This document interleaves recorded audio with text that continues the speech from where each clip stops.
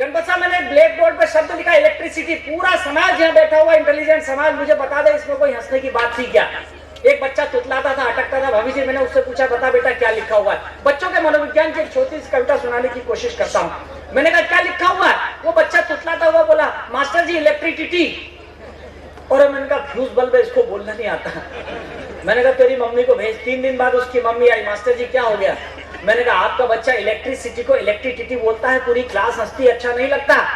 तो उसकी मम्मी कहने लगी, मास्टर जी माफ कर दो ना, बच्चा छोटा है, इसकी कैपेसिटी ही कितनी है। अरे मैंने कहा बल्ब फ्यूज नहीं है, स्विच खराब है। 4 दिन बाद पिताजी आए, पुलिस में थे। मास्टर जी क्या हो गया? मैंने कहा आपका बच्चा इलेक्ट्रिसिटी को इलेक्ट्रिसिटी बोलता है, आपकी पत्नी कैपेसिटी को कैपेसिटी बोलती है, अच्छा नहीं लगता? उसके पिताजी कहने लगे, मास्टर जी बात बहुत छोटी सी है, पर फोकट की पब्लिसिटी मत करो यार। अरे मैंने कहा बल्ब फ्यूज है, स्विच खराब है, पावर हाउस में फाट गया है। मैंने उस बच्चे से पूछा, मैंने कहा तेरे में घर में कोई और है? बोले दादाजी 80 साल के। मैंने कहा भेज उस आइटम को भी चेक कर ले। दादाजी आए, लकड़ी टेकते टेकते, नमस्कार। मैंने कहा नमस्कार, क्या हो गया? मैंने कहा ये हो गया, आपका पोता इलेक्ट्रिसिटी को इलेक्ट्रिसिटी बोलता है, आपकी बहू कैपेसिटी को कैपेसिटी बोलती है, आपका बेटा पब्लिसिटी को पब्लिसिटी बोलता। अच्छा नहीं लगता? 80 बरस के बुजुर्ग ने जो जवाब दिया, अच्छा लगे तो समर्थन करना। 64 बरस की शिक्षा व्यवस्था पर प्रश्न चिन्ह लगा दिया। बोला मास्टर जी माफ कर दो, ये तो सब जाहिल और गंवार है, इन्होंने यूनिवर्सिटी का कभी वो ही नहीं देखा। किसको सुधारोगे साहब? आप बताओ, आपके हाथ जोड़ता हूं, किसको सुधारोगे? आप नहीं सुधार सकते। मेरे क्लास में सारे बच्चे बैठे थे। मैंने एक बच्चे से पूछा गांव में कैसे पढ़ाते थे? मैंने एक बच्चे से पूछा तुझे 8 का पढ़ा आता है? बिल्कुल सत्य घटना, ढाबला हरदू नाम का गांव है, देश में बहुत सारे लोगों के मुंह से आपने घटना सुनी होगी। मैंने कहा तुझे 8 का पढ़ा आता है? बोले आता है। मैंने कहा सुनाएगा? बोले सर बिल्कुल सुनाऊंगा। बात कुछ भी नहीं है, लेकिन बात का आनंद लीजिए। देश में शिक्षा व्यवस्था की क्या दुर्गति हो रही है। मैंने उस बच्चे से पूछा 8 का पढ़ा आता है? बोले जी आता है। मैंने कहा सुनाएगा? बोले हाँ सुनाऊंगा। बेंच पे खड़ा हो गया, 8 का पढ़ा सुनाने लगा। आनंद लीजिएगा किस ढंग से उसने 8 का पढ़ा सुनाया, सुने। 8 एकम 8, 8 दूनी 16, 8 तिया 24, 8 चौकी है, 8 पंजे है, 8 छक्के है, 8 सत्ते है, 8 में 8 80। मैं बोला चुप, ये बीच में ए क्या करता है? तेरा तो जीवन बर्बाद है। बच्चे का जवाब अच्छा लगे तो समर्थन करना। मैंने कहा चुप, ये बीच में ए क्या करता है? तेरा तो जीवन बर्बाद है। वो बोला मास्टर जी पहाड़ा भूल गया तो क्या हुआ, उसकी धुन तो पूरी याद है। वो धुन में फंसा हुआ है। मेरी पत्नी मेरा बेटा पूरा सवा 2 टिकट महाकाल बाबा के दर्शन करने गए। बच्चों के मनोविज्ञान की एक छोटी सी क्षणिका आपको सुनाता हूँ, सुने।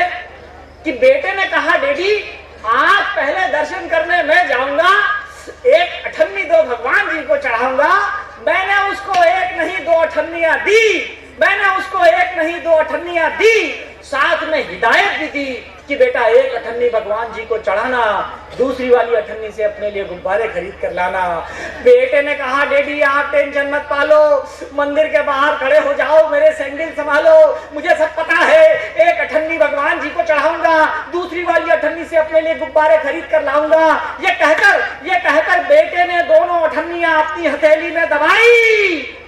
जैसे ही मंदिर की तरफ दौड़ लगाई, तभी 1 अठन्नी उसके हाथ से निकली और फिसलकर नाली की तरफ जाने लगी।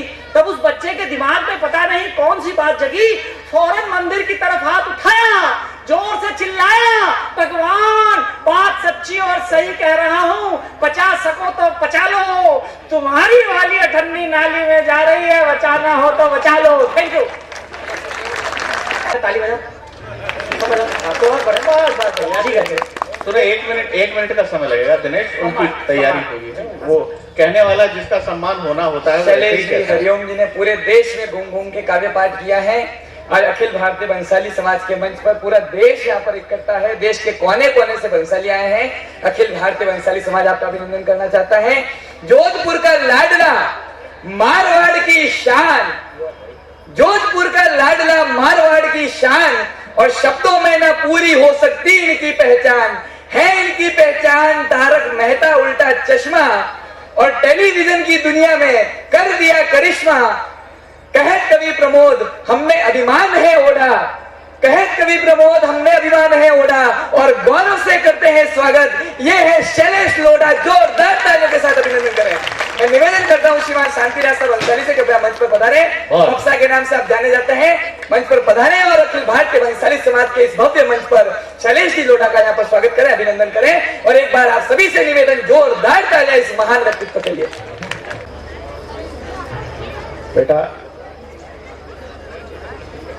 बच्चे फिर सक्रिय हो गए हैं। तारक मेहता जी के लिए हो गए हैं। और मेरा तो शैलेश की आजकल इतनी मार्केट वैल्यू है, मुझे लगता है कई बार शैलेश को बेच दूं मैं बाजार में, इतनी जबरदस्त मार्केट वैल्यू।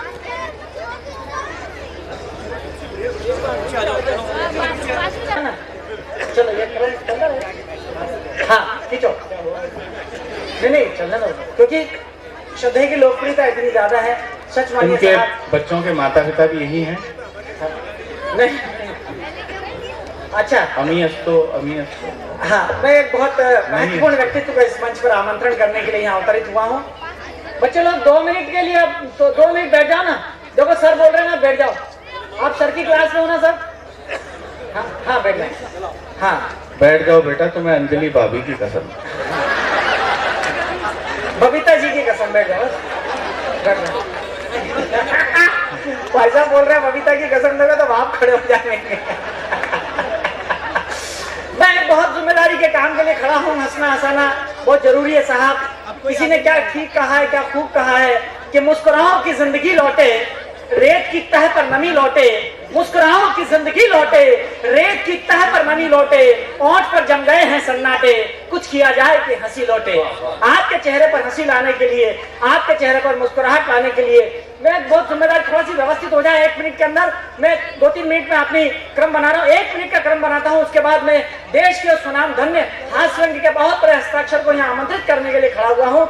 मैं आपको एक घोषणा कर दूं कि इस समय काव्य में नाट्यता के साथ जो एक मैनरिज्म होता है, बॉडी मैनरिज्म होता है, उसके साथ कविता कैसी पढ़ी जाती है, उसका एक जीता जागता स्वर हमारे साथ आज संजय झाला के रूप में यहाँ पर है, जिन्होंने देश और दुनिया में काव्य के और नाट्यता का जो फ्यूजन, नाट्य का जो फ्यूजन किया है, उसके कारण वो जाने जाते हैं। दूसरी घोषणा मैं यह कर दूं सर, दूसरी घोषणा मैं यह कर दूं कि इस समय जो 25 समझदार लोगों की सूची इस देश में बनी, मुझे ये कहते हुए बड़ा गौरव होता है कि आपके राजस्थान का ये लाडला संजय झाला उस लिस्ट में दूसरे नंबर पर अपना नाम रखता है। तालियां बजाने का नहीं था, पहले नंबर पर मेरा नाम है। आपने फोकट में ही ताली कूट दी। वो इसलिए करना पड़ता है साहब कि 4 दिन पहले इनके छोटे बेटे अविसार का फोन मेरे पास आया। बोले चाचा नमस्ते, भाभी सुनना, चाचा नमस्ते। मैंने कहा नमस्ते, क्या दिक्कत है? आपके पापा तो बहुत इंटेलिजेंट है। बोले नहीं, पापा को समझाओ। मैंने कहा क्या दिक्कत हो गई? बोले आजकल पापा नाखून बहुत चबाते हैं। मैंने कहा इस देश के 90% लोगों की आदत है नाखून चबाने की। तो इनका बेटा बोले अंकल पापा हाथ के नहीं पाँव के चबाते हैं। मैंने कहा हाउ इज इट पॉसिबल, पाँव के कैसे चबाते? बोले खुद के पाँव के थोड़ी, मम्मी के पाँव के चबाते हैं। जोरदार तालियों के साथ भाई संजय झाला। ये मनुष्य नहीं है, ये मतलब मनुष्य के रूप में एक चलता विचरता हुआ देवता हमारे बीच में है। और देवता भी ऐसा जो बांझन को पुत्र देत निर्धन को माया, इस किस्म का देवता भाई दिनेश है। मैं बात प्रारंभ करता हूं, राजनीति से बात प्रारंभ करता हूं। बात आप तक पहुंचे तो मैं अतिरिक्त समय नहीं लूंगा। सब एक बार मैं आपकी चेतना चाहूंगा, मैं चाहूंगा एक बार पूरी मानसिकता के साथ आप मुझे काव्य पाठ करने का। वो एक बार मैंने हमारे माननीय प्रधानमंत्री मनमोहन सिंह जी से पूछा, मैं आपका ध्यान चाहूंगा। मैंने हमारे माननीय प्रधानमंत्री मनमोहन सिंह जी से पूछा, मैंने कहा सर दो कितने होते हैं? वो बोले होते तो 4 हैं, पर एक बार सोनिया जी से कंफर्म करूंगा। बहुत अच्छे। मैंने कहा सर 2 5 बात पर समर्थन चाहूंगा। मैंने कहा सर 2 5 होते। बोले नहीं 4 होते। मैंने कहा सर 5 होते। बोले नहीं 4 होते। मैंने कहा सर 5 होते। बोले तुमसे कौन कह रहा था? मैंने कहा सोनिया जी। बोले फिर तो होते हो। बहुत अच्छे भैया, बहुत अच्छे। अब साहब मनमोहन सिंह जी के साथ में बड़ी समस्या है। वो पत्रकार आया, आजकल मीडिया बड़े अजीब तरीके के काम कर रहा है साहब। मुझे पत्रकारों से मीडिया वाले लोग यहाँ उपस्थित हैं भाई साहब, बड़ी नई बात में आपको समर्पित। आजकल क्या है कि प्रिंट मीडिया में तो फिर भी मूल्य बचाए हुए हैं, लेकिन मीडिया वाले किस तरीके के सवाल करते हैं, कैसे कैसे सवाल करते हैं। एक इलेक्ट्रॉनिक मीडिया का पत्रकार वो इंटरव्यू ले रहा था एक अभिनेत्री का इंटरव्यू ले रहा था। बात आप तक पहुंचे तो मन, बेटा बैठ जाओ, तुम देश के भविष्य हो लेकिन मेरा वर्तमान खराब कर सकते हो तुम। मैं तुम्हें एक बात थोड़ी देर के लिए मुझे शांति का दान देकर पाया। जब शैलेश जी और पवार जी खड़े तो खूब होके बोलना बेटा, खूब नाचना है। हाँ, तो मैं तुम्हें 25 जैसे कि मैं बात कर रहा था, पत्रकार ने इंटरव्यू लेते हुए उस अभिनेत्री से पूछा, उपेंद्र भाई आप मां बनने वाली हैं, आपको सबसे पहले कैसे पता लगा, कब पता लगा कि आप मां बनने वाली हैं? अभिनेत्री बोली, वाह ये मां, अभी 10 मिनट पहले ही मुझे आपके न्यूज चैनल से जानकारी मिली थी मैम। और भाई 10 मिनट पहले? हाँ। आपको कैसा लग रहा है? जाहिर है मां बनना हर औरत का सपना होता है, मुझे भी अच्छा ही लग रहा होगा, लेकिन और अच्छा लगता अगर मेरी शादी हो गई होती। क्या आपकी शादी नहीं हुई? हमने तो सुना था कि पिछले दिनों लंदन में आपने किसी डॉक्टर से शादी कर ली। बोले वो शादी भी मीडिया वालों ने ही करवाई थी। मीडिया वालों ने पहले मेरा कन्यादान किया, फिर मेरा गर्भाधान किया, और मुझे पूरा विश्वास है कि अब मेरा पिंडदान भी मीडिया वाले ही करेंगे। तो बोले मैडम ये हमारा सबसे जो फास्ट चैनल है, इस फास्ट चैनल के बारे में आप क्या कहना चाहेंगे? बोले मैं ये कहना चाहूंगी, पिछले दिनों जगजीत सिंह का निधन हुआ।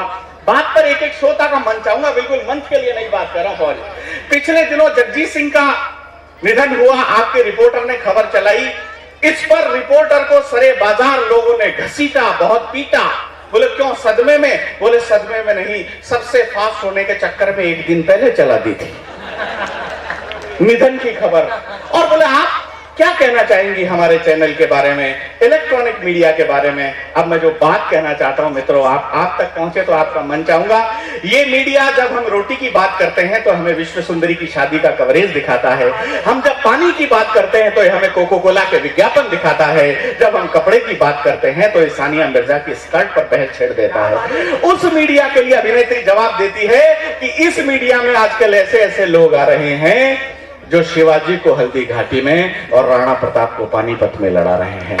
शिवाजी को हल्दी घाटी में और राणा प्रताप को पानीपत। तो मैं बात कर रहा था, एक पत्रकार ने माननीय मनमोहन सिंह जी से पूछा, बोला सर आप ये बताएं आप किस चीज के डॉक्टर हैं? बात बहुत बारीक है लेकिन आप तक पहुंचेगी।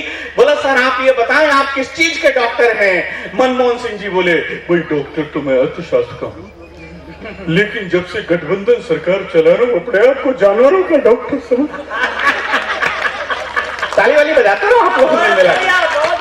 अब ऐसा नहीं है कि साहब समस्या माननीय मनमोहन सिंह जी के साथ में, सोनिया जी के साथ में भी एक समस्या है साहब। सोनिया जी दिल्ली में भाषण, उनके जैसा दिनेश ने कहा काव्येषु नाटकम रम्यम, मेरी कविता में आप लोग नाटकीयता का आनंद ले सकते हैं, मजा ले सकते हैं। सोनिया जी एक बार दिल्ली में भाषण दे, फोटो खींच लेना पर इसका दुरुपयोग मत करना। कहीं ऐसा नहीं हो कि सर तो मेरा और धड़मल्ली का शेरावत का लगा दो, कपड़े वो उतारे और बदनामी मेरी हो, ऐसा नहीं होना चाहिए। मैं बहुत खानदानी आदमी होता।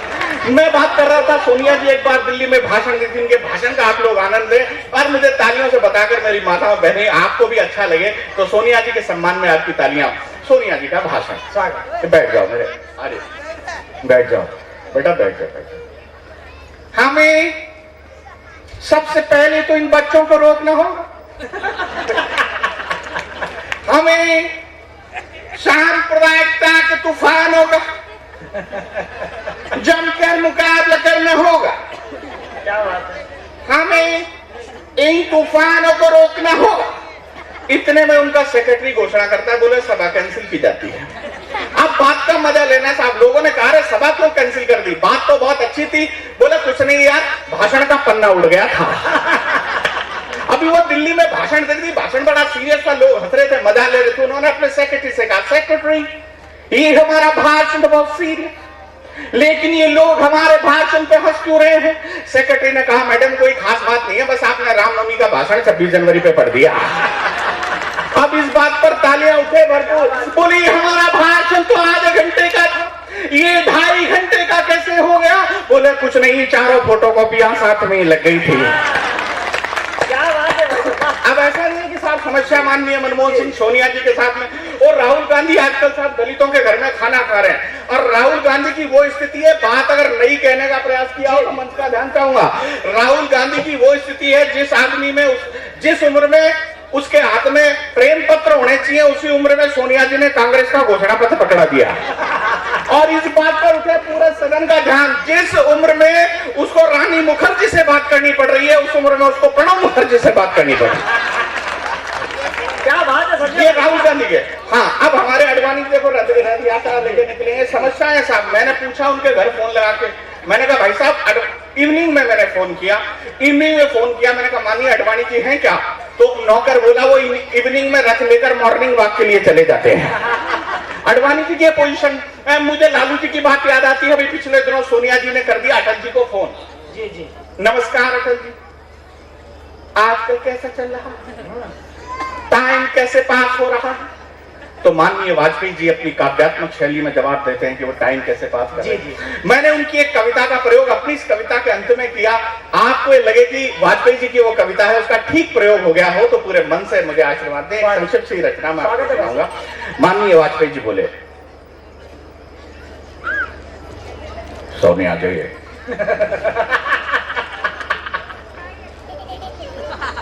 कोई उमंग नहीं जीवन, कोई उमंग नहीं जीवन में, तन में, मन में और घुटन में। क्या बात है? बोले सर फिर टाइम कैसे पास हो रहा है? बोले कुछ नहीं, बैठ मनाली के आंगन में, रेस्ट हाउस के बेस्ट किचन में, बेमन से बेसन के पकौड़े बनाता हूँ, गीत वही गाता, गीत वही गाता, गीत वही। अभी माननीय ओबामा साहब हिंदुस्तान आए, उन्होंने हिंदुस्तान की स्थिति को लेकर एक टिप्पणी की। टिप्पणी साहब, एक पत्रकार ने माननीय लालू जी से पूछ लिया, देश में भ्रष्टाचार कैसे दूर हो सकता है? बोला हमको लगता है इस देश में जो भ्रष्टाचार है वो लोकपाल से दूर नहीं होगा। बोले कैसे दूर हो सकता है? लालू जी की बात पर बिल्कुल नहीं, लोकपाल से दूर नहीं होगा। बोले कैसे होगा? बोले ठोकपाल से दूर होगा। हाँ, मधु कोड़ा लालू जी से ओबामा साहब ने लालू जी पर एक टिप्पणी की, हिंदुस्तान को लेकर एक टिप्पणी की। तुम्हारा खान कोई डेवलपमेंट नहीं करने को सकते है। अभी तुम देखो, वर्ल्ड को स्पीड देने के वास्ते सबसे पहले टायर और ट्यूब का निर्माण अमेरिका ने किया। संसार को गति देने के लिए सबसे पहले टायर और ट्यूब का निर्माण अमेरिका ने किया। हिंदुस्तान की ओर से माननीय लालू प्रसाद यादव जवाब देते हैं। आपको लगे जवाब वही दे सकते हैं तो मन चाहो। लालू जी बोला संसद की ओबामा, और तुम वर्ल्ड को स्पीड देने के वास्ते 100 टायर और ट्यूब बनाया हो, हम पंचर करने के लिए सुई बना दिए। बहुत अच्छे भैया। ये सब बातें हैं भ्रष्टाचार को खत्म करने की, लेकिन कभी मुझे खत्म करे इससे पहले मैं कविता सुनाना आपको चाहता हूँ। मेरी कविता का एक पात्र है शर्मा और वर्मा। दिनेश को थोड़ी देर के लिए वर्मा मान लें, मुझे आप शर्मा मान लें। ये मानकर आप सुनेंगे तो कविता का बड़ा आनंद आएगा। एक बार तालियां बजाकर मुझे कविता सुनने का मन है। भैया, हाँ बेटा तुम लड़ो मत। मैंने कहा ना जब शैलेश जी पढ़े, पवार जी पढ़े तो खूब लड़ना बेटा। हाँ, एक थे शर्मा जी और एक थे वर्मा जी। वर्मा जी को जब जब लोग पीटने आते तो शर्मा जी उन्हें बचाते। यहां तक कि वर्मा जी ने 17 बार आत्महत्या का प्रयास किया। 17 बार शर्मा जी ने उन्हें बचाया, जीवन दान दिया। इस पर भगवान विष्णु प्रसन्न हुए, प्रकट हुए, बोले वरम द्रोही, वर मांगो, इसे कहते हैं पुण्य और परोपकार। शर्मा जी बोले प्रभु काहे का पुण्य, काहे का परोपकार? मैं तो इसको इसलिए बचाता हूं कि इसने मुझसे ले रखा है उधार। बोले प्रभु मैं जानता हूं ये आपका भक्त है, लेकिन बड़ा कमबख्त है, अब आप स्थिति संभालो, ये तो दिन ही रात मेरे पैसे निकालो। सुनकर और भक्त शर्मा के बयान भगवान विष्णु तत्काल हो गए अंतर्ध्यान। अंतर्ध्यान होकर बोले वत्स शर्मा, मैं जानता हूं उधार देने में संकट बहुत बड़े हैं और एक दैत्य में मेरे भी 60,000 अटके पड़े हैं। क्या बात है। पैसा तुमने दिया है, तुम ही मांगने जाना, और हाँ वो दैत्य कहीं मिल जाए तो मुझे भी बताना। भगवान की ये बात सुनकर शर्मा जी का दिमाग चकराया। उन्होंने वर्मा जी को याद किया और ये गीत गाया। हमारे कुछ बुजुर्ग लोग बैठे, उनके टाइम की एक पैरोडी मैं आपको सुनाता हूँ। उधार देने वाला उधार लेने वाले को कैसे याद करता है। आप लोग उधार को बहुत अच्छी तरह समझते हैं, बंसाली समाज के लोग हैं। उधार देने वाला, बात आप तक पहुंचे तो मन चाहूंगा आप सब बुजुर्गों को समर्पित करता हूँ, आप सबको माताओं बहनों को समर्पित करता हूँ। उधार देने वाला उधार लेने वालों को कैसे याद। सुन मेरे बंधु रे, सुन मेरे मितवा, क्या बात है। सुन मेरे साथी रे, कर्जा तुझे जब लेना था 100 बार आता था। कर्जा तुझे जब लेना था 100 बार आता था। और पंक्तियां संभाले। कर्जा तुझे जब लेना था 100 बार आता था, अब तुझे हमारी बिल्कुल याद भी न आती रे। मेरे साथी रे, लेकर तूने मुझसे उधार बीवी को बनाया हार। तेरी बीवी बहन उसे मेरी बीवी को चिढ़ाती रे। सुनो मेरे साथी रे।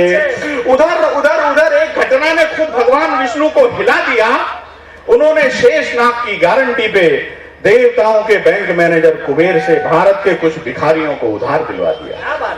मन में हर्षाए हर्षाए शेषनाग और भगवान विष्णु भिखारियों की स्थिति का जायजा लेने आए।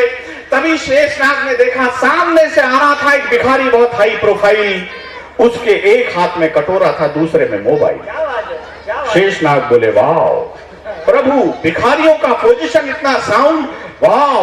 तभी भगवान विष्णु बोले शेषनाग, ये तुम्हारी दृष्टि का भ्रम है, फेर है। ये भिखारी नहीं, देवताओं का बैंक मैनेजर कुबेर है। ताली वाली बजाते रहो यार। क्या बात है संजय भैया। बोले प्रभु ये देखकर तो मेरा दिमाग चकरा रहा है, और इस बात पर और आनंद लेंगे। बोले प्रभु ये देखकर तो मेरा दिमाग चकरा रहा है। भगवान विष्णु बोले यहाँ से जल्दी खिसक लो, लगता है अपने से उधार मांगने आ रहा है।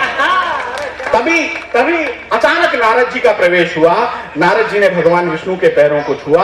भगवान विष्णु बोले पैर वैर रहने दे, पहले ये बता तूने जिस दैत्य को मुझसे 60,000 रुपए दिलवाए थे, उन पैसों का क्या हुआ।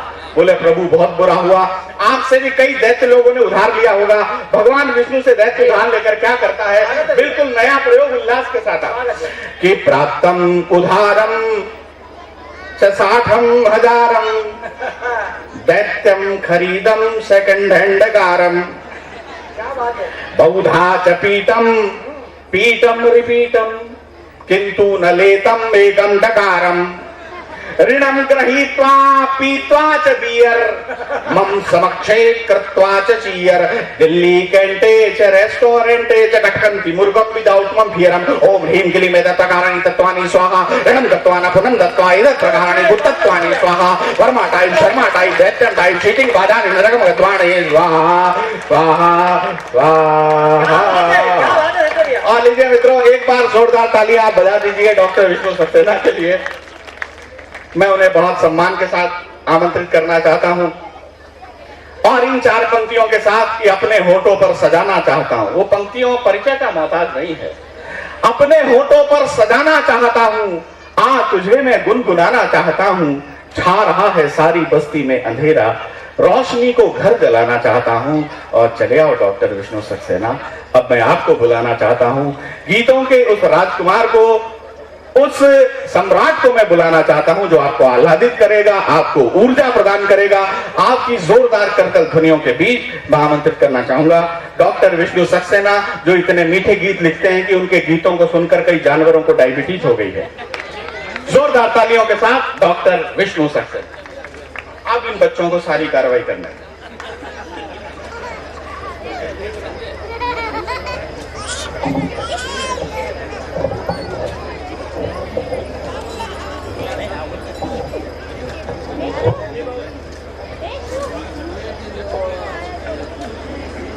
दोस्तों, मां सरस्वती की अर्चना कर चुका हूं। आप सभी को प्रणाम करता हूं। मंच को चरण स्पर्श। स्वागत है। पूरे भारतवर्ष से और विदेशों से भी बहुत भंसाली परिवार के बहुत सारे लोग आए हुए हैं। सबका स्वागत करता हूं और कविता पाठ शुरू करता हूं। स्वागत है बेटा। थोड़ा इन बच्चों को कंट्रोल कर लीजिएगा, बड़ी मेहरबानी होगी। आ जाता अंजुम जी हैं यहाँ पे, संभाल लेंगे तुझे। आ जा तू गया।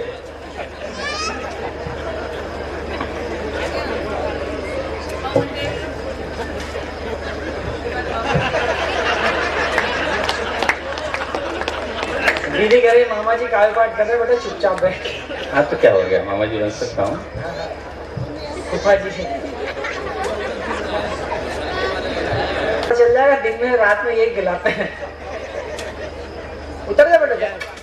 चल कोई बात नहीं कोई बात नहीं। थोड़ा तालियां बजा करके हमें निर्देश दीजिए कि हम कविता पाठ शुरू करें।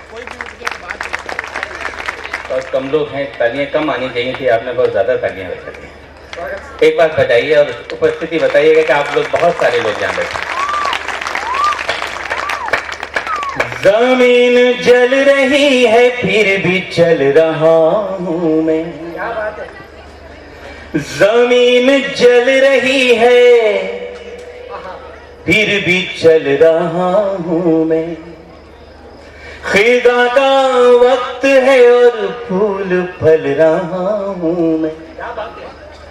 अब दुआएं चाहिए आपकी तालियां ही शोर को कम कर सकती हैं। खिदा का वक्त है और फूल फल रहा हूं मैं। हर तरफ आंधियां हैं नफरतों की, मैं फिर भी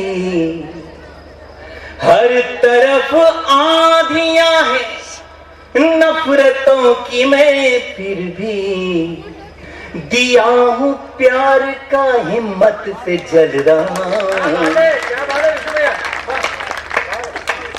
थोड़ी सी ताकत और दीजिए आप लोग। बहुत मैं जानता हूँ आप आज पूरे दिन कार्यक्रम चले होंगे, सब पे आपने तालियां बजाई होंगी, थक भी गए होंगे। फिर भी इस कवि सम्मेलन को आपकी तालियों की ऊर्जा ज्यादा चाहिए, क्योंकि हमको इस झंझावातों से ये जो आगे बैठे हैं स्वागत, इनसे जूझना है। थोड़ा सा हमें सहायता कीजिएगा। मैं एक मुक्तक और पढ़ता हूँ, आपने ठीक से सुन लिया तो ठीक, वरना सीधे गीत पे आता हूँ। सुनाइए। स्वागत। हमें कुछ पता नहीं है क्या बात है। वाह। हम क्यों बहक रहे हैं। क्या बात है। हमें कुछ पता नहीं है हम क्यों बहक रहे हैं। रातें सुलग रही हैं, दिन भी दहक रहे हैं। जब से है तुमको देखा हम इतना जानते हैं। जब से है तुमको देखा हम इतना जानते हैं। तुम भी महक रहे हो हम भी महक रहे हैं। बहुत बहुत इतनी तालियों से तो बहुत काम हो जाएगा। आपने संभाल लिया इस मुक्तक को, वरना ही डूब जाता पहले मुक्तक की तरह। मैं एक मुक्तक और पढ़ता हूँ। बरसात भी नहीं पर बादल गरज रहे हैं। अब ध्यान से सुनना दोस्तों, एक एक पंक्ति पे, एक एक शब्द पे ध्यान चाहिए आपका। अगर आपका ध्यान कहीं इधर उधर हो गया तो पूरा का पूरा मुक्तक स्लिप हो जाएगा। बरसात भी नहीं पर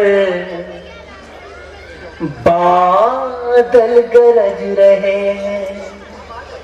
सुलझी हुई है जुल्फें और हम उलझ रहे हैं। तालियां गलत जगह बजा दी आपने, तालियां अब चाहिए आपकी। चौथी पंक्ति। सुलझी हुई है जुल्फें पर हम उलझ रहे हैं।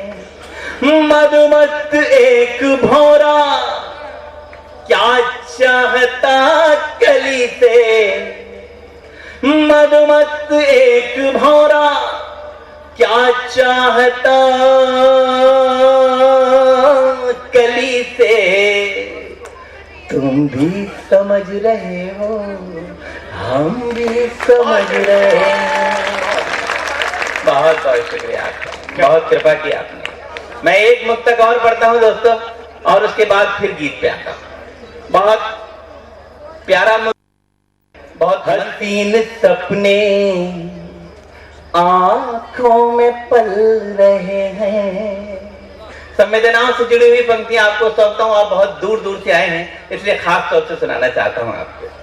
अब भी हसीन सपने आंखों में पल रहे हैं, पलकें हैं बंद फिर भी आंसू निकल रहे हैं। और मेरे दोस्तों, चौथी पंक्ति पे मेरा दावा है, आप मेरे साथ गुनगुनाएंगे। पलकें हैं बंद फिर भी आंसू निकल रहे हैं, नींद कहां से आए बिस्तर पे करवटे हैं, नींद कहां से आए बिस्तर पे करवटे हैं। वहां तुम बदल रहे हो, यहाँ हम बदल रहे हैं। बहुत बहुत शुक्रिया। अब तो आपने इस लायक कर दिया कि मैं चौथा मुक्तक भी सुना सकता हूँ। जरा मुझे इजाजत दीजिए चौथी मुक्तक को सुनाने के लिए। वाह, एक खास मुक्तक दोस्तों। डाली से रूठ करके जिस दिन कली गई थी, डाली से रूठ करके जिस दिन कली गई थी, बस उसी ही दिन से अपनी किस्मत चली गई थी। और इस पांडाल में मेरे जितने श्रोता बैठे हैं, एक एक व्यक्ति की ताली चाहिए मुझे चौथी पंक्ति पे। बस उसी ही दिन से अपनी किस्मत चली गई थी, अंतिम मिलन समझकर उसे देखने गया तो, अंतिम मिलन समझकर उसे देखने गया तो, था प्लेटफॉर्म खाली, गाड़ी चली गई थी, था प्लेटफॉर्म खाली, गाड़ी चली गई थी। आइए दोस्तों, गीत आपके बीच में रखता हूँ। फिर तुम मैं वही करता जो आप कह रहे हैं। फिर तुम कौन सी गाड़ी से गए? जी चलिए, मैं गीत पढ़ता हूं। मैं दावा तो नहीं करता कि गीत आपके आसपास से गुजरेगा, लेकिन उम्मीद जरूर करता हूं कि गीत आपकी भाषा बोलेगा। जैसा प्यार आपने इन मुक्तों को पढ़ दिया है, वैसा प्यार आमंत्रित करता हूं। और मेरे बहुत सारे पुराने श्रोता भी यहाँ बैठे हैं। जैसा कि शैलेश भाई ने बताया था कि जोधपुर के कम लोग होंगे, बाहर के ज्यादा होंगे, लेकिन मुझे लग रहा है जोधपुर के ज्यादा है, बाहर के कम है। ये सब जोधपुर से ही गए हैं। अच्छा,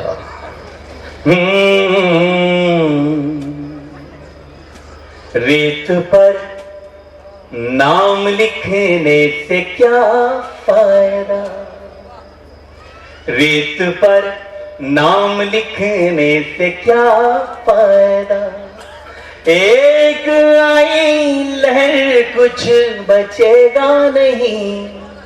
वाह, और अब दाद चाहिए आपकी। एक आई लहर कुछ बचेगा नहीं, तुमने पत्थर सा दिल हमको कह तो दिया, तुमने पत्थर सा दिल हमको कह तो दिया, पत्थरों पर लिखोगे मिटेगा नहीं। वाह वाह वाह। रेत पर नाम लिखने से क्या फायदा। गीत का बंद पड़ता। उपेंद्र भाई सुनना। मैं तो पतझड़ था फिर क्यों निमंत्रण दिया, ऋतु बसंती को तन पर लपेटे हुए। मैं तो पतझड़ था फिर क्यों निमंत्रण दिया, ऋतु बसंती को तन पर लपेटे हुए। आस मन में लिए प्यास तन में लिए, कब शरद आई पल्लू समेटे हुए। और ये पंक्ति आप सबके लिए कि तुमने फेरी निगाहें, अंधेरा हुआ, अंधेरा हुआ। तुमने फेरी निगाहें, अंधेरा हुआ। ऐसा लगता है सूरज उगेगा नहीं, रेत पर नाम लिखने से क्या फायदा। और दोस्तों, अगले बंद में हिंदुस्तान में मनाए जाने वाले 2 त्योहारों का जिक्र करता हूं। अगर वो जिक्र कहीं ठीक ठाक हो गया हो तो मुझे एहसास कराइएगा, मैं निवेदन करता हूं। मैं तो होली मना लूंगा सच मानिए, तुम दिवाली बनोगी ये आभास दो। देखिए दोस्तों, मेरे मंच के जितने मेरे भाई बैठे हैं सब मुझे बहुत स्नेह करते हैं, दाद दे रहे हैं। जितनी दाद ये दे रहे हैं उससे ज्यादा आपकी दाद आनी चाहिए। पंक्तियां पढ़ता हूँ। स्वागत है। मैं तो होली मना लूंगा सच मानिए, तुम दिवाली बनोगी ये आभास दो। मैं तुम्हें सौंप दूंगा तुम्हारी धरा, तुम मुझे मेरे पंखों को आकाश दो। और ये पंक्ति सारी नौजवान धड़कनों की ना, बुजुर्ग भी सुने लेकिन अमल न करें। मैं तुम्हें सौंप दूंगा तुम्हारी धरा, तुम मुझे मेरे पंखों को आकाश दो। और उंगलियों पर दुपट्टा लपेटो न तुम, लपेटो न तुम। उंगलियों पर दुपट्टा लपेटो न तुम। यूं करोगे तो दिल चुप रहेगा नहीं, रेत पर नाम लिखने से क्या फायदा। और दोस्तों, गीत की अंतिम विशेष पंक्तियां जिनके लिए पूरा गीत लिखा। इन पंक्तियों में मेरी तपस्या है, पूजा है, इससे अच्छा अभी तक मैंने कुछ नहीं लिखा। अगर आपको अच्छा लगे तो मुझे मन भर के आशीष दीजिएगा, और ना भी अच्छा लगे तो मेरा मन रखने के लिए मुझे आशीर्वाद दीजिएगा। मैं निवेदन करता हूँ वो पावन सिर पवित्र पंक्तियां आज की इस पावन से आई है।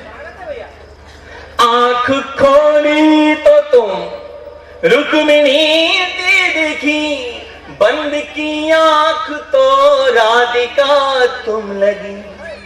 आप मेरे पूरे काव्य पाठ को भूल जाइएगा। अगर ये 4 पंक्तियां याद नहीं तो मैं समझूंगा मैं ठीक जगह पे आया। आंख खोली तो तुम रुक्मिणी से दिखी, बंद की आंख तो राधिका तुम लगी।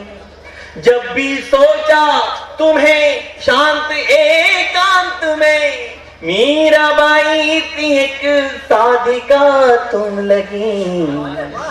और इस पंक्ति पर पूरा गीत निछावर कि कृष्ण की बांसुरी पर भरोसा रखो। इस पंक्ति पे मुझे पूरे सदन की दुआएं चाहिए, आप सबकी भी, आप सबकी भी, आप सबकी। कृष्ण की बांसुरी पर भरोसा रखो, मन कहीं भी रहे पर डिगेगा नहीं। Thank you. कृष्ण की बांसुरी पर भरोसा रखो, मन कहीं भी रहे पर डिगेगा नहीं। रेत पर नाम लिखने से क्या फायदा, एक आई लहर कुछ बचेगा नहीं। तुमने पत्थर सा दिल हमको कह तो दिया, पत्थरों पर लिखोगे मिटेगा नहीं। भाई जोरदार तालियां डॉक्टर नहीं, फिर थोड़ा ढंग से आप लोग कर दीजिए वंस मोर। क्या वंस मोर, ये वंस मोर के चक्कर में हम लोग 125 करोड़ हो गए हैं। देखिए गीत का माहौल बनता है, ये फिर हास्य की तरफ ले जाते हैं। नहीं, बात हास्य की नहीं है। अब तुम बात ऐसी करते हो विष्णु भाई। मैंने कुछ नहीं कहा, अरे मैं गीत सुनाता हूँ। रे तुम संजय तुम अपना मुझे अपना काम करने तो मुझे मालूम तुम क्या करोगे, पॉज देते। चलिए मैं गीत पढ़ता हूँ, एक गीत और तुम्हारी मर्जी। मुझे शैलेश भाई ने जिस गीत के लिए आदेश दिया वो गीत प्रयोग करता हूँ। एक बार जोरदार तालियां बजाइए। और ये गीतों का प्रयोग सपनों में अपनों के हाथ दे गया। क्या बात है डॉक्टर साहब। आपको रिदम से तालियां बजानी है इसमें। सपनों में सपनों में सपनों में सपनों में सपनों में अपनों के हाथ दे गया। मेरी रातों की है, मेरी रातों की है, मेरी रातों की नींद ले गया। डाकिया डाक दे गया। सपनों में अपनों के हाथ दे गया। मेरी रातों की है, मेरी रातों की है, मेरी रातों की नींद ले गया। डाकिया डाक दे गया। देखिए ये स्त्रियों का गीत है, पुरुषों का नहीं है, लेकिन स्त्रियों का गीत है, पुरुष गा रहा है उसको, इसलिए आपकी दुआएं बहुत ज्यादा चाहिए। पाती में प्रीतम ने प्यारी पुकार कर, बढ़िया एलिट्रेशन है भैया। पाती में प्रीतम ने प्यारी पुकार कर, बूझी है कुशल क्षेम बीती बेसार कर। मन की मयूरी को तन के पपीहे ने, मन की मयूरी को तन के पपीहे ने, अरे छेड़ दिया आज सभी सपने संवार कर। अब पंक्ति सुनना कि करवा चौथ हरियाली तीज दे गया। करवा चौथ हरियाली तीज दे गया। मेरी रातों की है, मेरी रातों की है, मेरी रातों की नींद ले गया। डाकिया डाक दे गया। सपनों में सपनों में सपनों में अपनों में। गीत का फ्लैशबैक दिखाता हूं आपको कि बरगद के तले झूला झूले वो याद है। वाह, आपने सच कह रहा हूं कि मुझे बहुत डर लग रहा था इन बच्चों के सामने के गीत कैसे पढ़ूंगा, लेकिन आपने बड़ी कृपा की जो इन लोगों को कंट्रोल किया। मैं गीत को आगे बढ़ाता हूं और गीत के लायक माहौल दे दिया आपने कि बरगद के तले झूला झूले वो याद है। सावन में तन मन की सुध भूले याद है। रिमझिम फुहारन में खिलती बहारन में, रिमझिम फुहारन में खिलती बहारन में, अरे मैं तो थी दुल्हन तुम दूल्हे वो याद है। वाह वाह। अंकुर उगाने को बीज दे गया। अंकुर उगाने को बीज दे गया। मेरी रातों की है, मेरी रातों की है, मेरी रातों की नींद ले गया। डाकिया डाक दे गया। एक बार सभी बजा दीजिए, मैं गीत का अंत करता हूँ। सपनों में अपनों के हाथ दे गया। मेरी रातों की है, मेरी रातों की है, मेरी रातों की नींद ले गया। डाकिया डाक दे गया। डाकिया डाक दे गया। डाकिया डाक दे गया। काफी सार्थक काव्य पाठ था डॉक्टर विष्णु सक्सेना जी का। मैं चाहूंगा एक बार पूरे मन से आप लोग तालियां बजा दें। बहुत बढ़िया बात कही, प्रेम प्रेम की बहुत ही रोचक बात कही। वो आंख खोली तो तुम राधिका सी लगी, बंद की तो रुक्मणी सी लगी। भाई साहब ये प्रेम के लक्षण नहीं है बहन जी, ये मोतियाबिंद के लक्षण है। बता नहीं नहीं, आप जोर जोर से तालियां बजा रही थी, मैं आपको ये मोतियाबिंद का लक्षण है। और फिर बोले कि ये रेत पर नाम लिखने से क्या फायदा, इधर नाम लिखने से क्या फायदा, उधर नाम लिखने से क्या फायदा। भाई जब कहीं नाम लिखने से फायदा नहीं है तो फिर थाने में लिखवा दे। हाँ, वहां फायदा हो सकता। वैसे प्रेम के बारे में मेरा एक्सपीरियंस ये है कि जो लड़कियां प्रेम करने में असफल हो गई वो ANM हो गई। ताली वाली बजा दो बात आपसे। और जो लड़के प्रेम करने में असफल हो गए वो वीर रस के कवि हो गए। हाँ, प्रेमिका के बाप को पाकिस्तान समझ के निपटाते हैं। और साहब, प्रेमी अगर प्रेम करने में सफल हो जाता है तो इस बात पर मैं अगले कवि को बुलाना चाहता हूं। प्रेमी अगर प्रेम करने में सफल हो जाता है तो प्रेमिका के घर बारात लेकर जाता है, और असफल हो जाता है तो मायरा और भात लेकर जाता है। विष्णु इसके लिए प्रयासरत है कि ऐसा कुछ लेकर जाना पड़े। मैं इन्हें बधाई देना चाहूंगा।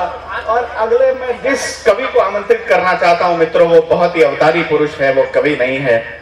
ऐसे लोग अवतार लेते हैं। वैसे मैं मन से कहना चाहूंगा वो हास्य रस का अमीर खुसरो है। मैं आज कोई मजाक नहीं करूंगा। एक पंक्ति में ये बात कहना चाहूंगा कि वो कवि आपका अपना लाडला है। और मैं हास्य रस का जो आविर्भाव है, हास्य रस की जो उत्पत्ति है, व्युत्पत्ति है, वो अमीर खुसरो साहब ने की थी। जिस शिष्टता, जिस शालीनता से वो हास्य लिखते हैं वो बहुत ही अजब है, बहुत ही गजब है।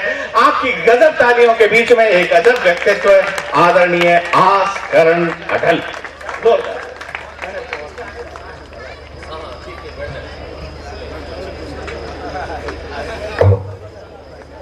आप सबको प्रणाम करता हूं।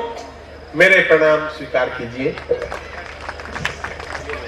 प्रणाम इसलिए भी कर रहा हूं क्योंकि आज के जमाने में भाई भाई को नहीं सुनता, बेटा बाप को नहीं सुनता।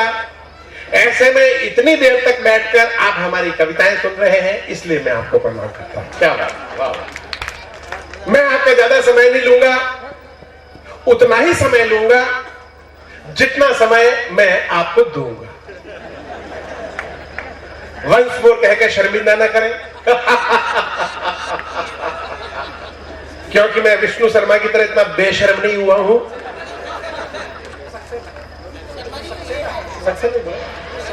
नहीं, हास्य के बारे में मेरे गुरु ओशो ने एक बात कही कि हास्य तो प्रार्थना है। आप जब तक हंस रहे होते हैं या किसी को हंसा रहे होते हैं तो समझ लीजिए प्रभु की प्रार्थना कर रहे होते हैं। मैं कुछ हास्य के छंद आपके सामने रखना चाहता हूं। उससे पहले एक बात बताना चाहता हूं। वो बात मंच पे बैठे हुए एक आदमी के लिए है। उस बात के दौरान ही आप उसको पहचानने की कोशिश करना।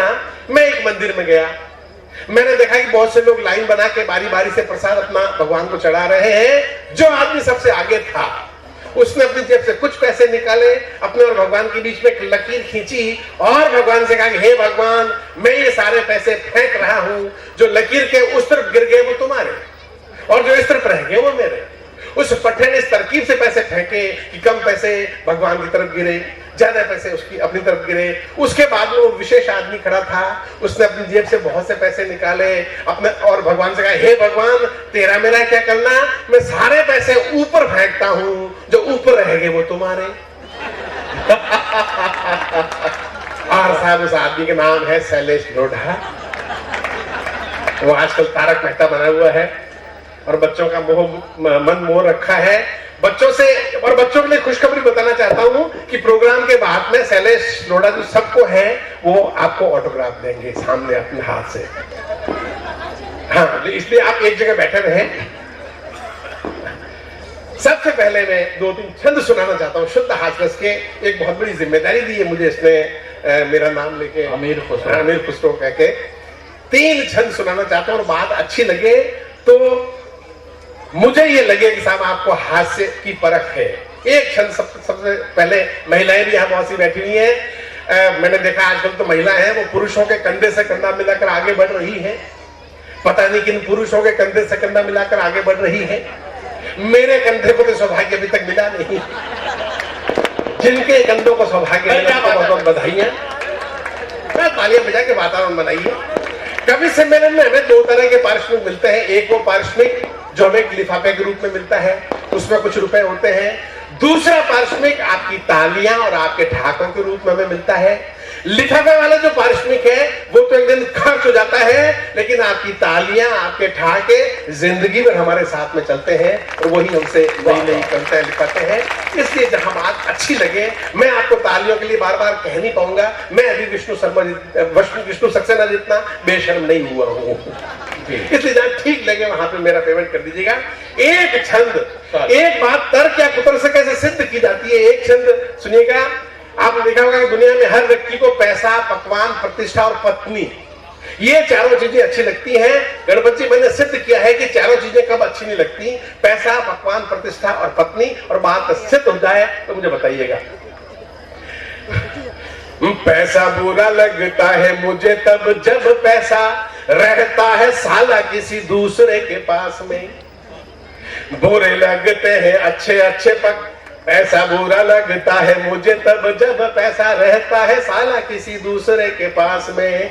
बुरे लगते हैं अच्छे अच्छे पकवान सारे मिल जाए मुझको कभी जो उपवास में। यश बुरा लगता है जब ललचाए मन रास रचाने है तू हाय मधुमास में। बुरी लगती है पत्नी भी उस वक्त जब, सब सांस रोक के सुन रहे, पता नहीं क्या सस्पेंस है। बुरी लगती है पत्नी भी उस वक्त जब हंस के साली जी आके बैठ जाए पास में। बुरी लगती है पत्नी भी उस वक्त जब हंस के साली जी आके बैठ जाए पास में। और एक बहुत ही लाभदायक छंद मैं आपको सुनाना चाहता हूँ। लाभदायक क्योंकि इसमें 50 रुपए का खाना जो है 1 रुपए में मैंने खाने की आपको तरकीब बताई, 2 रुपए में खाना खाने की तरकीब बताइए, सुनेगा एक छंद। पैसा कम पास हो तो सिर्फ 2 रुपयों में ही अच्छा खाना खाने का तरीका सीख जाइए। पहले आप सूप की 2 प्लेट मंगवा के पिए, पी के 2 पुलाव 2 पराठे मंगवाइए। और क्या ले आऊं बैरा पूछे तो ये देना बोल, पैसे नहीं पास 2 पुलिस वाले लाइए। पैसे नहीं पास 2 पुलिस वाले लाइए। पुलिस के सिपाही थाने ले जाएंगे रास्ते में, दोनों को रुपये 2 थमा के छूट जाइए। वाह वाह वाह। पुलिस के सिपाही थाने ले जाएंगे रास्ते में, दोनों को रुपये 2 थमा के छूट जाए। आप तो कई बार ऐसे छूटे हैं, अपन दोनों साथ में तो थे। मुझे पता है। एक और छंद देखे के साथ ऐसा ही एक तर्क से या कुतर्क से कैसे पड़ी में नहीं आती है। मैंने कहा झूठ नहीं 16 आने सत्य है, ये बात प्रमाणित इस तथ्य से हो जाती है। उठ के सवेरे मैं नहाता रोज लक्ष्य से, और लक्ष्य से ही कटरीना भी नहाती है। उठ के सवेरे मैं नहाता रोज लक्ष्य से, और लक्ष्य से ही कटरीना भी नहाती है। मैं कुछ 2 छोटी-छोटी 3 कविता उसके बाद में शैलेश मुझे एक और कविता के लिए आदेश दे रहा है। आपके और कैटरीना कैफ के विचार कितने मिलते हैं?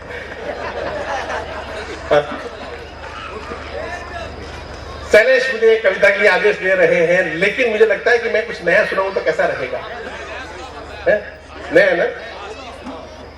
ओके, एक कविता चूंकि शैलेश ने मुझे पहले बुलाया तो मैं शैलेश का आदेश मान लेता हूं। हाईवे के हमदम, चूंकि देख लो शैलेश को कर लीजिए सर। वैसा के लिए धमकी है, अनुरोध है आपका? अनुरोध है। आप तो बड़ा नया सुनते हैं सब कवियों से, मुझसे ही आप देखते हैं। खैर सुनिए, मैं दोनों तरह का सुना देता हूँ। सुनिए एक छोटी सी कविता, शुरुआत उसी से। हमारे जो अन्ना हजारे साहब ने बहुत जो किया है, वो उसके सफल होने की कितनी उम्मीद है, एक छोटी सी कविता से मैं आपके सामने रख रहा हूं। बात अच्छी लगे तो वातावरण बना के मुझे बताइए कि आप नया सुनना चाहते हैं। सुनिए, एक चक्रवर्ती चोर, कविता का शीर्षक है खोजी कुत्ता। ये एक पुलिस का कर्मचारी होता है, आपने देखा होगा, बात देखिएगा। एक चक्रवर्ती चोर होटल में बैठा खाना खा रहा था, और उसी समय पुलिस का एक दस्ता खोजी कुत्ते की मदद से उसे खोजता हुआ आ रहा था। चक्रवर्ती इसलिए कि वो कभी पकड़ा नहीं गया, और पकड़ा इसलिए नहीं गया क्योंकि कभी खोजा नहीं गया। कुत्ता सूंघते सूंघते जो ही चोर के सामने आया तो उसने वो मुर्गा जो अपने लिए मंगवाया था कुत्ते के आगे सरकाया। मगर कुत्ते ने वो रिश्वत लेने से साफ इनकार कर दिया। ये देखकर वो चोर रो दिया। तो मैंने उससे पूछा कि तुम्हें किस बात पर रोना आया? तो कुत्ते की तरफ देखकर वो बोला कि जीवन में पहली बार पुलिस विभाग में एक ईमानदार कर्मचारी पाया, इस बात पे रोना आया। क्या ईमानदार, पहली बार पुलिस विभाग में ईमानदार कर्मचारी पाया, इस बात पे रोना आया। एक कविता कुल 2 मिनट के मैं सुना देता हूं, उसके बाद में शैलेश की आज्ञा का पालन करूंगा। टीवी पर एक गेम शो आता, आपने देखा होगा, कौन बनेगा करोड़पति। तो ये करोड़पति बनने का जो खेल है हमारे देश में नया नहीं है, बहुत पहले से खेला जा रहा है, लेकिन गोपनीय तरीके से। जैसे एक आदमी रिश्वत लेता है तो हमको लगता है कि वो रिश्वत ले रहा है, लेकिन वो रिश्वत नहीं ले रहा होता है। वो कौन बनेगा करोड़पति गोपनीय खेल रहा होता है। कोई आदमी घोटाला करता है तो उनको लगता है कि वो घोटाला कर रहा है, लेकिन नहीं, वो कौन बनेगा करोड़पति गोपनीय खेल रहा होता है। तो उस गेम शो की शब्दावली से मैंने सटायर जो हमारे देश का चित्र खींचा है। बस निवेदन यही है कि बात अच्छी लगे तो थोड़ा मुझे बताइए कि आपको बात अच्छी लग रही है। नई कविता सुना रहा हूं, कौन बनेगा करोड़पति गोपनीय। कौन बनेगा करोड़पति गोपनीय खेलने के लिए हो जाइए तैयार। कुल ऑप्शन है 4। अब ऑप्शन कितने प्यारे हैं, अभी हम देखना कितने प्यारे ऑप्शन देखे। कुल ऑप्शन है 4। ए शिष्टाचार से, बी भ्रष्टाचार से, सी दुष्ट आचार से और डी निकृष्ट आचार से। डी निकृष्ट आचार से। पहला ऑप्शन है शिष्टाचार से, यानी रिश्वत के व्यवहार से। पंक्ति देखिएगा, यानी रिश्वत के व्यवहार से। रिश्वत खिलाकर हॉट सीट पाइए, हॉट सीट पाकर रिश्वत खाइए। क्या बात, क्या बात। रिश्वत खिलाकर हॉट सीट पाइए, हॉट सीट पाकर रिश्वत खाइए। अब रिश्वतखोर की लाइफलाइन देखिए कि ये एक लाइफलाइन रखता है और इसका इस्तेमाल देखिए। बात अच्छी लगे तो मुझे बताना। रिश्वतखोर की लाइफलाइन, ये एक लाइफलाइन रखता है 50-50।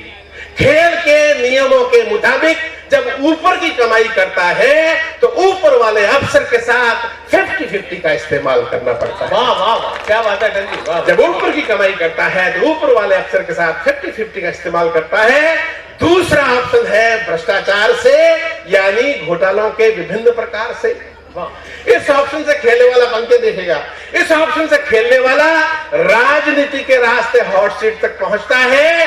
एक बार हॉट सीट पे बैठ गया तो फिर वापस नहीं उठता है। वाह वाह, क्या बात है। एक बार हॉट सीट पे बैठ गया तो फिर वापस नहीं उठता है। ये एक लाइफलाइन रखता है ऑडियंस पोल, पर पोल में पोल खुलने से बहुत डरता है, इसलिए 5 साल में एक ही बार लाइफलाइन का इस्तेमाल करता है। वाह वाह वाह, क्या बात, क्या बात, क्या बात। आप साहब तीसरा ऑप्शन देखेगा। तीसरा ऑप्शन है दुष्ट आचार से, यानी चोरी डकैती और लूटमार से। अब चोर डकैत की लाइफलाइन का इस्तेमाल देखेगा, चोरी डकैती और लूटमार से। इस ऑप्शन से खेलने वाला किसी पड़ाव पर पकड़ा जाता है तो फोन ए फ्रेंड लाइफलाइन का इस्तेमाल बार बार करता है। किसी पड़ाव पर पकड़ा जाता है तो फोन ए फ्रेंड लाइफलाइन का इस्तेमाल बार बार करता है। पकड़ने वाला पूछता है आपके मित्र कहां रहते हैं? जी दिल्ली में। क्या करते हैं? जी मिनिस्टर हैं। Hello, Karol Bagh police station से मैं कांस्टेबल नंबर 55 बोल रहा हूं। मेरे सामने आपके मित्र यादव बैठे हैं। वे इस समय एक बैंक से 50 लाख रुपए लूटकर कौन बनेगा करोड़पति खेलते हुए एक जगह फंस गए हैं। इनको आपकी सहायता की जरूरत है। आप इनकी सहायता कर देंगे तो ये यहां से कम 50 लाख रुपए जीत कर जाएंगे। अगली आवाज आप अपने मित्र की सुनेंगे। मित्र से बतियाता है। 30 सेकंड पूरे होते ही फोन ए फ्रेंड की मदद से ताला खुल जाता है। प्रतियोगी 50 लाख रुपए जीत कर अपने घर चला जाता है। क्या बात है, बहुत। चौथा ऑप्शन है, चौथे ऑप्शन का तेवर देखिएगा। चौथा ऑप्शन है निकृष्ट आचार से, यानी कि मौत के व्यापार से। जब भी बाढ़ या तूफान आता है इस ऑप्शन से खेलने वाला करोड़ों कमाता है। वाह वाह, इस ऑप्शन से खेलने वाला करोड़ों कमाता है तो आप भी कमाइए, लेकिन मरते हुए इंसान को भेजी मदद हड़पने के लिए पत्थर का कलेजा चाहिए। वाह, मरते हुए इंसान को भेजी मदद हड़पने के लिए पत्थर का कलेजा चाहिए। मौत का व्यापार करना आसान नहीं है, और अगर कर ले कोई तो समझ लेना कि वो इंसान नहीं। क्या बात है, वाह वाह वाह। मौत का व्यापार करना कोई आसान नहीं है, और कोई कर ले तो समझ लेना वो इंसान नहीं है। अंतिम पंक्तियां, तो एक ऑप्शन चुन लीजिए, पंक्ति देखेगा, एक ऑप्शन चुन लीजिए, खेल शुरू कीजिए, इस खेल की संभावनाएं अनंत है। हरिओम देखना।